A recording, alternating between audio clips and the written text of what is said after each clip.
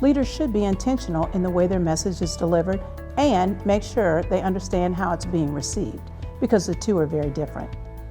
There are times when leaders are faced with sudden, stressful, large business problems.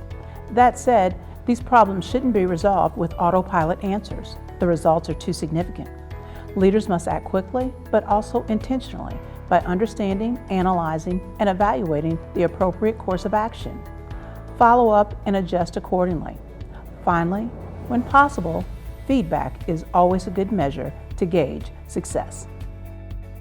Let's say you have an employee that needs to be counseled regarding their attendance at work. If a leader begins the conversation with praising the employee for their positive attributes, then quickly buries the issue with attendance somewhere in the middle and ends with how great the employee is doing, the significance of the message gets lost.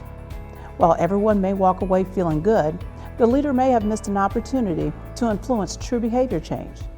The intent was to counsel the employee on unacceptable attendance, but the delivery suggests differently. Another example would be communicating to a group when the issue belongs to one employee. Let's say you have a coworker complaining because one employee never cleans up after themselves in the break room.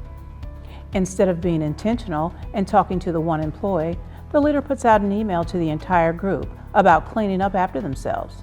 While the message may have gotten to the employee in question, the intent was lessened by the delivery.